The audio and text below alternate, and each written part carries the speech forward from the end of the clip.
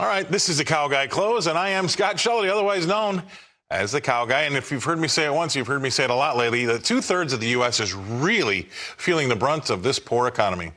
The other third just doesn't care. Real wages, that's your paycheck after inflation, right? They're down 3%. Yes, wages are up. That's what the administration will tell you. But also, inflation is up even higher, and that's eating your money alive. Inflation's a cumulative thing, like interest rates, right? Today's CPI is 3%. Goods have risen by 3% over this time last year. But last year, they were up 9.1% from the year before. So today, we're essentially 3% higher than prices were at their 9% higher last year. That's the thing about that compounding, right? Prices are still going up. Until you see a negative CPI, they're not going down. And that's why when surveyed, voters overwhelmingly say the economy is their number one concern. A Fox News poll of Republican voters in Iowa found 41% list the economy as the number one issue in the upcoming election. Trailing behind were immigration, social issues, and foreign policy. I say, how could the economy not be at the top, right? I think that'd be more surprising. In order to slow the growth in prices, we've raised interest rates 10 times since last March of last year, and we're set to do it again tomorrow. Is this the Bidenomics that they're touting? Wages are higher, yes, that's what they say, but they don't tell you that inflation is even higher than your wages, eating into them. So what's the plan to get us out of this? And we've brought on our next guest for his plan for an economic recovery. Please welcome into the show candidate Mr. Keith Fitz-Gerald. Keith, thanks for playing along. 41% of those prospective voters say that the economy is the number one thing. I can't agree with them more. What are we going to do to get ourselves out of the, we're mired in a mess, and I think 2/3 of the country feels it, and the upper crusties don't. I agree 100%. And if I were running for president, I have a 9-point platform, Scott. Let me read it off to you. It's very simple. Big government equals small wallet. So point number one, I would reduce individual corporate and investment taxes, flat tax the rest. Two, I'd reduce spending, including getting rid of a lot of garbage agencies with excess spending in Washington. Three, I would unleash the American energy complex immediately. I would enact term limits. I would require every sitting member of Congress to pass Econ 101, and if they can't, they lose their seat. I would reward innovation, not castigate it. I would have strong borders. I would have health insurance for all, not profits for a few. And finally, I would reshore critical American industry like medicines and defense technology and even basic plastics, giving incentives to companies that hire and keep their people employed. Wow.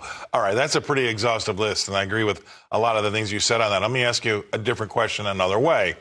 What is the biggest thing that's hurting this economy right now? A lack of understanding and basic economic illiteracy inside the Beltway. Many of these people have never made a paycheck. They don't understand what it takes to work a ranch, a business, a small business. They don't understand what it takes to make payroll every single week. So they don't enact policies that make sense for how real money works. It's a lot of theoretical nonsense, a lot of fancy accounting. But the bottom line is Americans are hurting. Inflation is eating into their quality of life, and that needs to be fixed. Yeah, I mean, the best way to say it is none of those folks sign the front of the check. They only sign the back. And I think that's a big deal. Now, one of the things I would have come up with right away, and I want to hear what you have to say about this, is that you've seen them nitpick around the edges of our society, right? When dishwashers and what other things that they're trying to get rid of, hot water heaters. But another one that came on the list today were ceiling fans. Now, I don't even know why that's such a big issue. But my question to you is this. It's all centered around energy. How and what would you do about that situation? Because you've got some climate crazies on the left that don't want anything to do with fossil fuels. But at the same time, we cannot rely on wind and solar. Well, look, I mean, the reality of the situation is they're foisting technology upon us that is not ready for prime time. If the technology were truly ready for prime time, you wouldn't need government incentives to encourage people to adopt it. It's not a matter of picking this or that. It's a matter of creating something that works and works the way you intend it to and provides the benefits. Solar and those kind of things cannot provide energy on cloudy days, or they have struggle with battery capacity. We have lots of problems with wind because it's not constant. There's going to be innovation, but you've got to figure out a way to reward that, particularly when it comes to energy. To me, it's very, very simple. You use fossil fuels intelligently as a continuum and as a bridge to get to the next step, because by 2015, energy consumption globally is going to double, whether we got EVs and all these other fancy electric things or not. Yeah, I mean, there's so many things I could go into that with, but I'm going to steer clear because I want to get to something I also heard you say in one of your 9 points that I'm a big fan of the flat tax. You said you'd institute something like that. What do you say to those on the left that would say that it's not a fair tax, it's not progressive at all, and there's some folks at the top that that tax wouldn't even affect them, but at the bottom end of the spectrum, people that don't have as much money, it really hurts. Well, I think that's a fair argument, but the bottom line is, everybody needs to put some skin in the game. If you want to make adjustments based on income, you want to talk progressive, that's fine.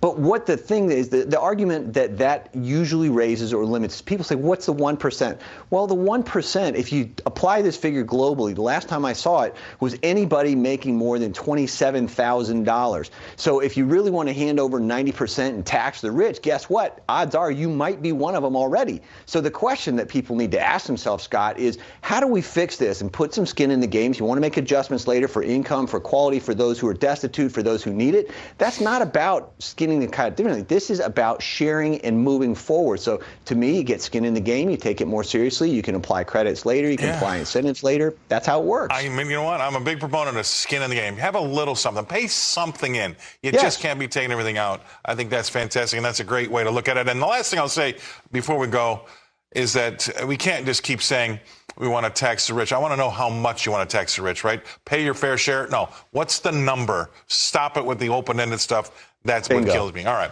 Awesome way to do that. You surprised me there. That was a fantastic segment. Thank you very much, Keith.